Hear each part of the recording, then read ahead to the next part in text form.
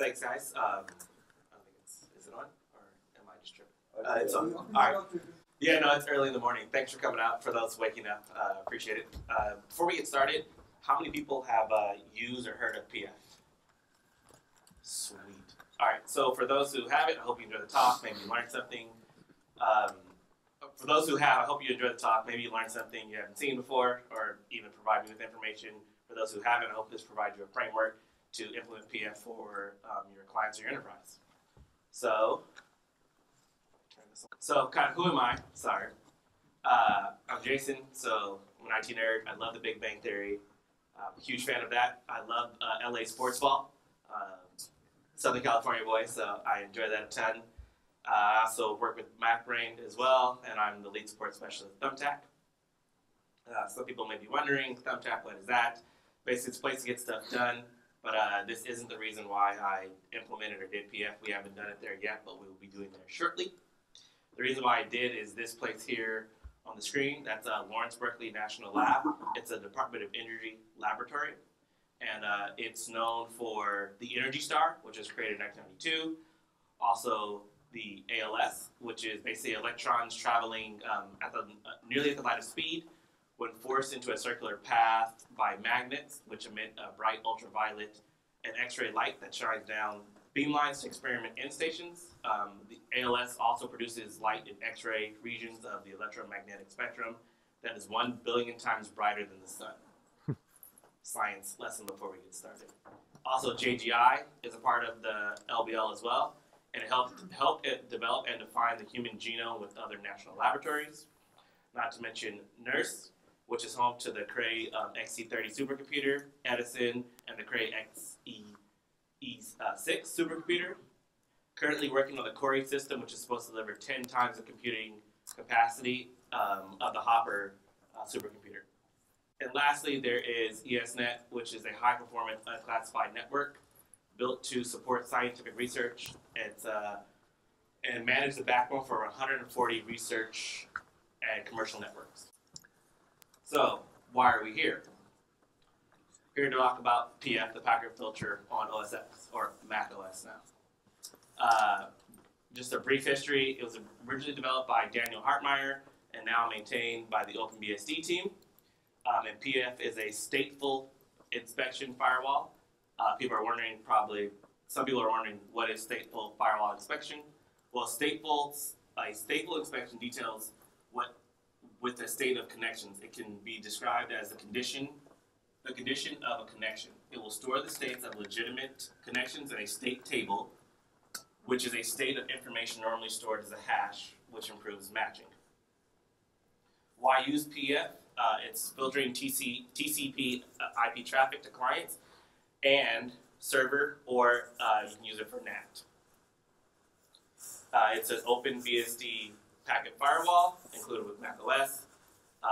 You have to use PF because basically IPFW is no longer, it's deprecated in 10.9. It is a command line tool. However, there are GUI-based options for those who like the GUI. It can also provide bandwidth control and packet prioritization. So let's build some rules. So let's kind of go over how this works. So use case.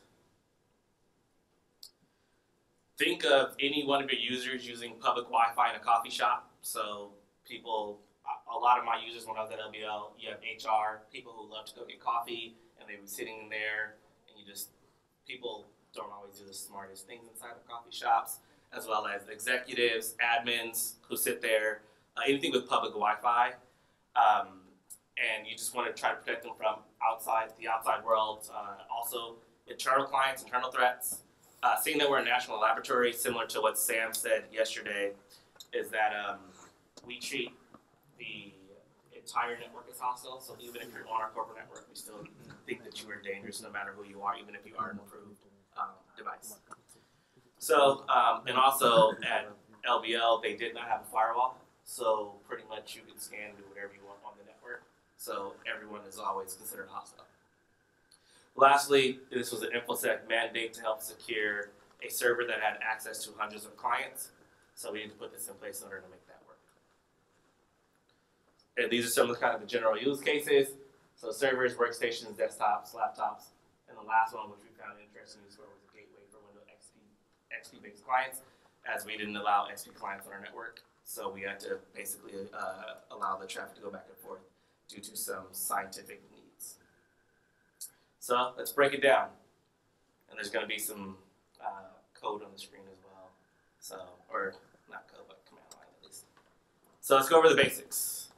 So in order to start PF, it's PF control. It's actually not PF. It is only command line based. So you want to make sure that these are your things. And these different flags. E's to enable, D disable. You guys can kind of go through it. There is a config file that you can load if you want your own custom one. I always do parse your rule set. That's just to verify that your rules actually are what they say, doing what you program them to do. If not, you may upload a bad rule set and it may not do what you expect. So that's some pretty cool things there.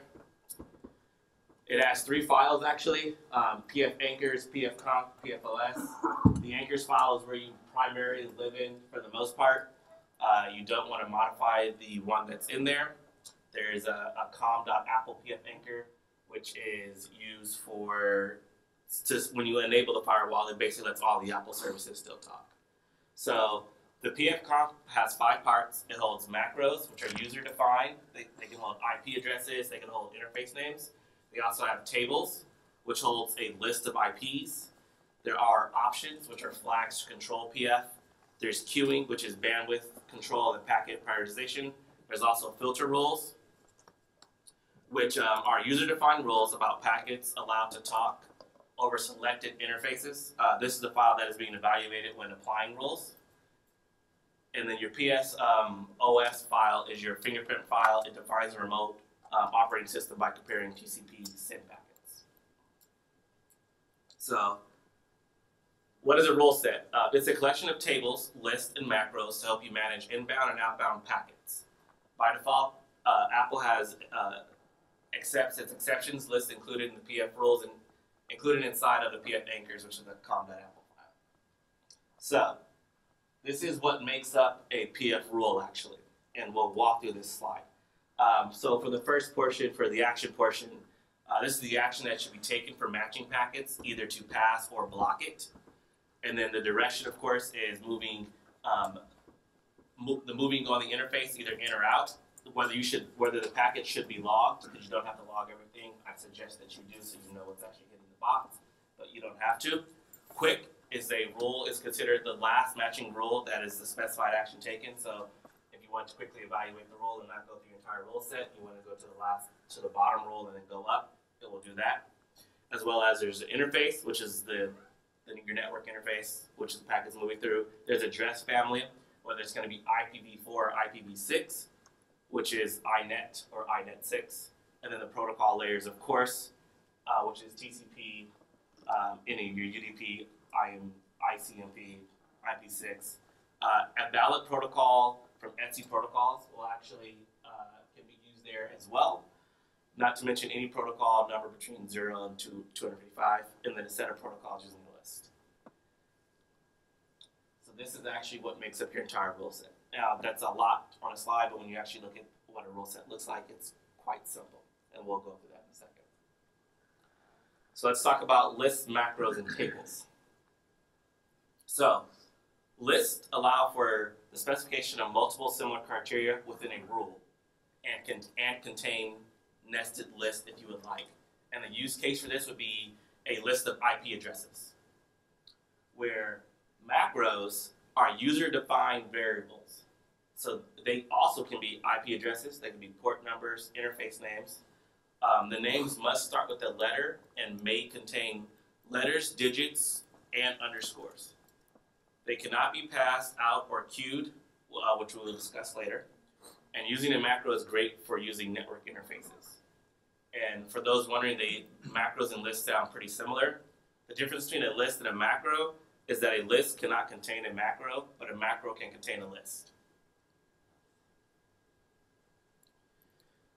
So this is actually what a generic rule set would be made of, actually. That's pretty simple. not a lot going on. You're just going to block in. You're going to log any traffic on 0, IPv4, so it sits from localhost or any of your other ones there. So this is kind of a basic rule. That way, if you don't want to log any traffic on your localhost, it's something that you can easily do, so you're not getting any traffic that you just don't really care. Now, here's an example of how you can use a list. Instead of, say, making 3 lines for 3 rules, you could just go 2 lines. You're going to block in quick log on 0 from any of your localhost address to any port. So this is how one sample of how you can use a list. And then if you just want to do a macro, just say this was a network interface, you could put a network interface inside of there. And then instead of any, you can just do a $, this, and then it'll actually mean your FXP0. And here's another example of a macro as well. Your different ICMP types, you can put those all in one, and then you can log all that traffic easily instead of creating 4 different lines for each one of those. So let's talk about tables. Tables are a method to help group together a range of IP addresses. A list of IP addresses which can be manipulated without needing to reload the entire rule set, and where fast lookups are desirable. Of course, tables are enclosed by the lovely brackets there. And if you want to use const, which I believe is here, means that it's constant. That means the contents of the tables cannot be changed once the table is actually created. And then persist causes the kernel to keep the table in memory even when no rules refer to it. If your table doesn't have this option, the kernel will automatically remove the table when the last rule referencing is flushed. So you can go say, let's go pass in on that device, on that interface from, say, good guys to any. You also could say inside of your spammers put a known list of malware sites or a known list of bad sites. So you can always label things and put them inside of your macros, or inside of your tables there. I would recommend using tables as often as possible, or a list, because it does make your rules very simple, as well as use plain English. Just because as you're going through all your rules and you're looking at everything, if you label this malware or you label it just table 1, you may not know what it is, but if you say bad malware sites, this list with some other information, that will greatly help you when you're parsing through all your rule set and you're going through it. So this is actually a screenshot from one of the setups that I've done before, where of course you can comment things out, the hash brown there, and I am going to filter all the information on the loopback, and also VMware. I'm going to block all inbound traffic, and that's important because you want to block in everything and only allow in what you want to allow in. If you have a default pass in everything, you're going to have to make rules to kind of block whatever you want. So it's best just to block in everything and allow in what you want versus just allowing everything and trying to figure out what to block. Also, you could add a rule if you have a known list of bad IPs for SSH as well, so you can really go in and go forth and conquer. But this is where you'd want to always start whenever you're doing anything. And so this is a rather large slide, but this is what inbound rules could look like for you. And there's rule sets allowing TCP and UDP traffic. And so, of course, all your lovely paths, and I'm logging everything for protocols TCP and a mix of UDP from any outside place to ports, and then I have a macro of, say, DHCP addresses for TCP and UDP, DNS, TCP, and UDP. Some of those are important because if you don't, say, do the UDP and the TCP for both, you can actually not get either a DHCP address, or you may not even get some of your DNS from your network. So I've actually locked myself out, and our cyber team was very aggressive, where if you were scanning host, if you were just doing anything kind of out of consider the normal, they would block your computer and they would call it null route and set your gateway just to all zeros. And so I thought that I had been scanning earlier that day trying to check my boxes, and I thought that I had actually been blocked by them, and I emailed them and said, hey, you guys know I was scanning, what's going on?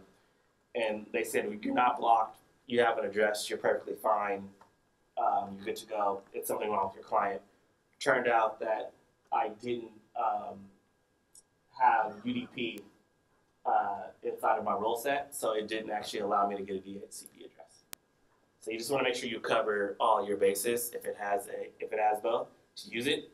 Better safe than sorry. Last thing you want is one of your clients unable to connect. You're getting a call. We have whitelist hosts as well. So I built a table of hosts where I'm like they can always communicate back and forth, and they can go through. I want to make sure that I didn't cause any trouble, say, for anybody who needed those hosts for specific resources on our network. Our group was called MPSG, so I wanted to make sure any of our MPSG servers could also communicate with these devices. Last thing I wanted is to lose their connection to any of our management services. And then we have our, one of our routers there. That's a fake address, so it's funny. But you want to definitely just allow that in there, just so you can go forth and conquer. We did allow all ICMP types. If you don't specify those types, if you try to ping, you try to do any of that good stuff, it'll drop it off. So you will not get any of that information back. So you definitely want to add that all in there. And then we did, at the bottom here, it got cut off, but pass out all, keep state, which we'll review in the next one in a second, but that's a very important role as well. But comment out as much as you can if when you're kind of going through your file as well. It will help you later on down the line about why did we put this rule into place, why didn't we do this, why did we do that. We found this one out because we were trying to test, and that's why I kind of put that line there, because during our testing we didn't get all of our the INET traffic back. We didn't get all of the ICMP traffic back. So this is probably one of the more important rules, outbound rules as well. Pass out all, keep state, meaning you're going to trust everything leaving the device and allow those connections back in past your firewall. So you don't need to make a new rule for that particular one. You can easily go forth and whatever they start on their device, they're good to go. So if they started Dropbox, they started, who knows what else, they're playing chess against somebody online, whatever they're really doing, you don't have to worry about trying to create a specific rule for that particular piece. It'll just keep the connections coming and it'll keep them active and persistent.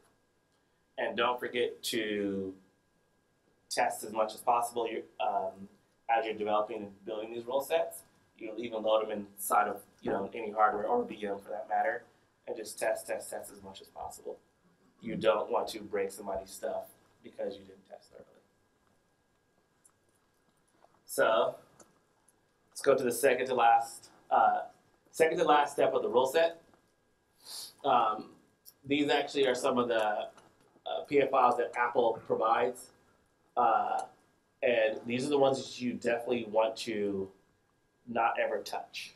And you want to make sure that you always put it inside of the pf/say anchors file, which is where it's going to scrub the anchor, and the anchor is com.apple, so yours can be com.yourcompany, com.json, whatever you want it to be. But you want to make sure that you are putting inside, say, that file, because you never know if Apple's going to change where they're storing this information. But as long as you put it inside of the anchor folder, it will be read every single time, guaranteed by Apple. That is the only place where they'll do. And so when you're going through, you're going to want to edit your pf.conf file. And the ones that you really need are, you need scrub, you need to load the anchor, and then you need the anchor. Those are the three that will make sure that your rule set actually goes through and it's actually better and it's good to go, and it'll load the entire thing to put it in place. So the last thing, and I can't stress this enough, the most important part of what you're doing before you roll off this rule set is to test. Many times as I was rolling this out, I would have it tested on my actual members of my team to make sure that we didn't break anything. The last thing we want to do is break a scientist's box because, we want to, say, protect them even further. Or someone in HR who can't do their job, they can't get to one of the HR systems or whatever it is. So test, test, test, test, test, because the last thing you want is a bunch of support tickets about how you just implemented some new thing, and then it just broke their entire box. And I say trust but verify. So as you are, if you do PFCTL-SA on your role set, which is the NCPF anchors and I com-JSON, will actually print out your entire role set more or less kind of in plain English. So therefore you're not going through your file trying to verify what you're doing. So all of your tables, all your macros, all your lists will be printed out, and then all your role sets of everything you're doing, it'll be printed out here. So therefore you'll know that it's going to say, is this going to be persistent? Is it going to keep it? Yes. Are we passing it? Are we logging everything? We are. Are we definitely dropping all of the packets? Are we not logging any of the, say, VMware or any local loopback information? You'd want to go through, and this is kind of a quick sanity check on, hey, did I actually filter this role? Did I put this in place? Did I forget to monitor this particular one? So this is what you can do to quickly kind of just vet it and go for it. So next one is logging. Logging is a fun story because there is no logging in PF actually. It does not come standard inside of it. So if you were to try to implement it, it's all on you to figure out where you want to go, how you want to log, how you want the logs to rotate. It's a whole kit and caboodle.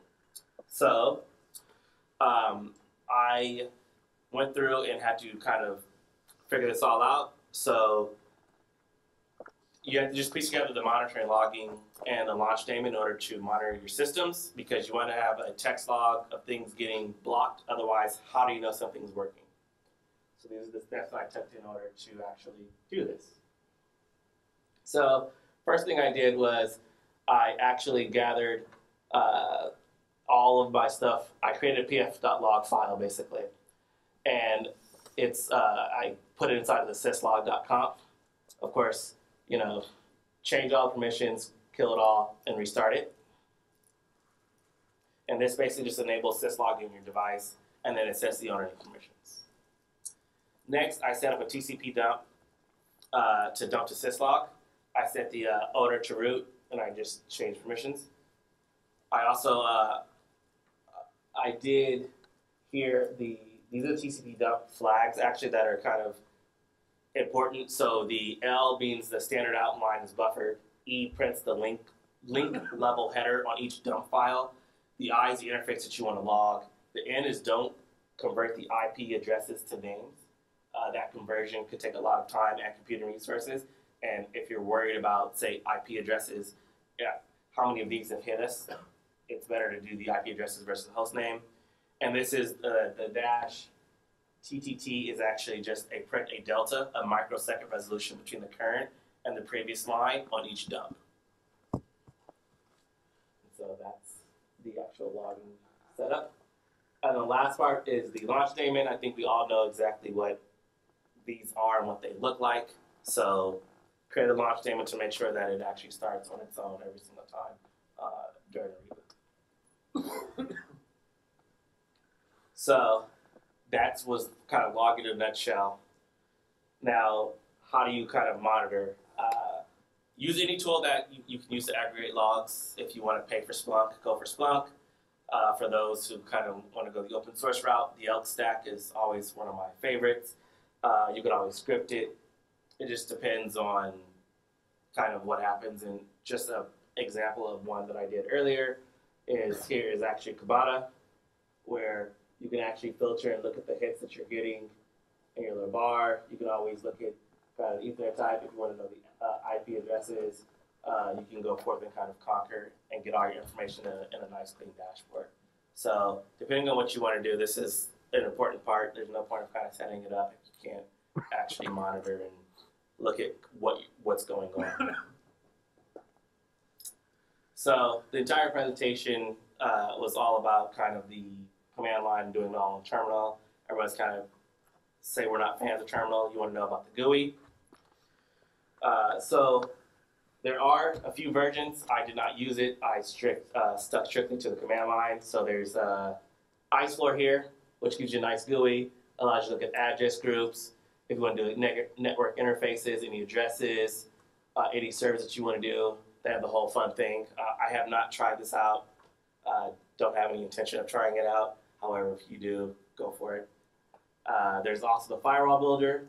This is another one that you can actually use if you want to kind of just play around with it, just to kind of see and go around. I would suggest the GUIs just for kind of something quick and dirty instead of trying to fire up your own rules. Do this really quick, set it up, go forth and conquer, see how it all goes. There's also this last one, the mirrors firewall. This is another one which you can use to try to kind of navigate everything. So last part of PF is bandwidth and packet prioritization. So PF does offer this functionality, however, this is not something that was in the scope of this talk. Maybe at a later date I will be covering it and having a little fun with it, but it can do that as well if you would like it to do that. So these are some of the resources that I used as well to kind of go through this. I definitely lived on the OpenBSD FAQ page for PF. It has a lot of good information. There's actually also a book called The Book of PF, which is on that link there. I read that in about a day because I had to stand this up in about a week. So it was a lot of fun stuff. But last thing is networks are hard, but people are soft. So understand that while you're putting in all these great protections for PF and while you're implementing this, you're doing all this great hard work to protect your users and to protect your corporate infrastructure. If you don't explain to your users and talk to your users about why what they're doing isn't, say, particularly the best option for them to do something with, it doesn't really help. So as soft as your people are, that's going to be as soft as your network is. So make sure you just talk to them, educate them as often as possible, because it'll help you out a lot. That is it. Appreciate your time and effort. I know that was about 30 minutes or so. So spot on for that.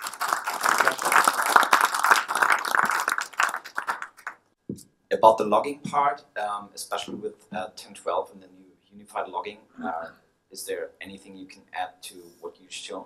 Because this is stored, or you didn't tackle the log level in your script. Have you changed that recently?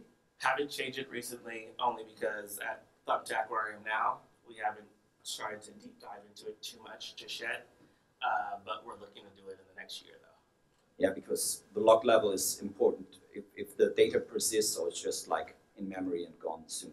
Yeah, that's something hopefully we can do very, very soon to mitigate that. So hopefully soon.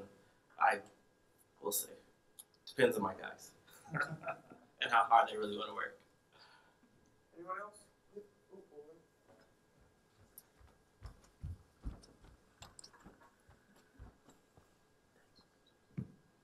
This might be a bigger conversation to have offline, but do you know much about doing any QoS stuff with PF? Any QoS, QoS, quality of service? No, not yet. Okay. Not yet. So I haven't started playing around with that yet. I would like to, but not yet. Okay. All right. I might catch you afterwards. Yeah. Yeah. Hi. Do you deploy this to mobile clients? No. So to laptops, yes, but not. Right. Yeah. Sorry, but okay. Laptops is what I was meaning. Yes. We do. We do it to laptops as well. Or when I was at Berkeley, we did do it to laptops. We did to laptops and desktops actually. Okay. And do you have admin users? Yes. Who are able to install arbitrary stuff? Yeah. And do you ever run into issues with them going, hey, I installed this thing and it won't work because it needed to listen on some port that wasn't allowed through the firewall? No. It's because luckily that was one of the things we did the pass pass out all keepstakes, so whatever they actually did install, if it initiated on their device and it went out, we allowed it to still come back in. So we actually didn't filter that. We treated that as it was A-okay, it was good to go, as long as they installed it. And most of our users didn't do things that we didn't like, per se. If they didn't install software, it was a scientific community, so it was very open, and they were constantly installing different things, so we couldn't limit it too much. And it was just another layer of protection after that with our cyber team that they have. So if anything funny did happen, we would be able to catch it. Thanks. So anyone else? No? Cool. All right, thanks, guys. That's it. Appreciate it. So we got break at